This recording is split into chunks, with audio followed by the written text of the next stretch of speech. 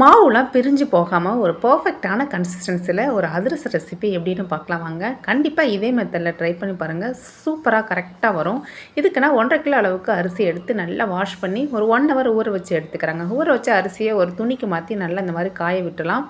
தண்ணி எதுவும் இருக்கக்கூடாது. ஆனால் கையில் கொஞ்சமாக ஈரப்பதம் இருக்கணும் அரிசியில். அந்த ஸ்டேஜில் ஒரு மிக்ஸி ஜாருக்கு மாற்றி கொஞ்சம் கொரப்பாக அரைச்சி இதை நாம் ஒரு ஜல்லடை வச்சு ஜலிச்சு எடுத்துக்கலாம். இப்போ 1.5 கிலோ அரிசிக்கு 1 கிலோ வெல்லம் இந்த மாதிரி அச்சு வெல்லம் எடுத்துக்கோங்க. கண்டிப்பாக அச்சு வெல்லம் எடுங்க.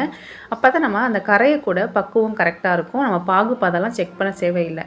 இது கூட கொஞ்சமாக உப்பு சேர்த்துக்கலாம். மீடியம் சைஸ் டம்ளரில் ஒரு 1/2 டம்ளர் அளவுக்கு மட்டும் தண்ணி சேர்த்து நல்லா ஹை ஃப்ளேமில் வச்சு இந்த அளவுக்கு கரைச்சிக்கலாங்க. நல்லா நுரக்கூட்டி வரணும். அதே சமயம் 1-2 வெல்லம் இந்த அளவுக்கு கரையாமல் இருக்கணும்.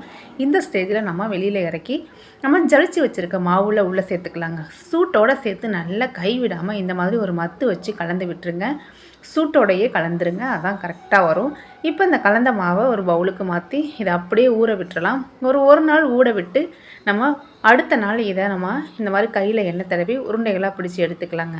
பிடிச்சி இந்த மாதிரி ஒரு ஈரமான துணியில் வச்சு ரொம்ப மெல்லிசாவும் இல்லாமல் தனிமனாகவும் இல்லாமல் இதை நாம் இந்த மாதிரி அதிரசமாக செஞ்சு எடுத்து சூடான எண்ணெயில் சேர்த்துனால 2 சைடும் இந்த மாதிரி திருப்பி விட்டு வேக வச்சு எடுத்தோன்னா ஒரு பர்ஃபெக்டான அதிரசம் ரெடிங்க.